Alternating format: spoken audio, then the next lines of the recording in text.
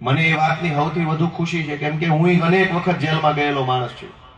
પણ હવે તો રીઢો થઈ ગયો જેલમાં જઈ જઈને, વાંધો નથી. પણ જિંદગીમાં પહેલી બીજી વાર જે માણસ જેલમાં જાય ને માનસિક ભાંગી પડે, અને અંદર બધા એવા વિચાર આવે, અરે રે મારું શું થઈ જાય, ઓલી જમીનનું શું થશે, ઓલા પૈસા લેવાના હતા એનું શું થશે, મોબાઈલનું રિચાર્જ ખૂટી ગયું એનું કેમ થશે, છોકરાએ ખાધું છે કે નહીં ખાધું હોય, દવા ટાઈમે લેવાની, એટલા વિચારો આવે ને કે આખું વિચાર મગજ ઉપર હાવી થઈ જાય અને માણસ અંદરથી ભાંગી પડે. અને બહાર પાછું બીજા જે કાંઈ હોય ઓળખીતા પાળખીતા કે આપણા સમર્થકો હોય કે આપણા પ્રત્યે સારી લાગણી ધરાવનારા લોકો હોય, એ જરાક હતાશ થઈ જાય કે અરે ભાઈ મૂક ને આ બધું, આમાં હું હવે આ જો તું જેલમાં જો બધા બહાર જલસા કરે છે, ગોપાલભાઈ ની બધા રોટલા છે કે જો તમને જેલમાં પૂરાઈને આવે રોટલા જાણે ના તો તાવડો માંડ્યો જેલના ગેટે તમે શેકી શેકીને ખાતા હોય, આવું થાય.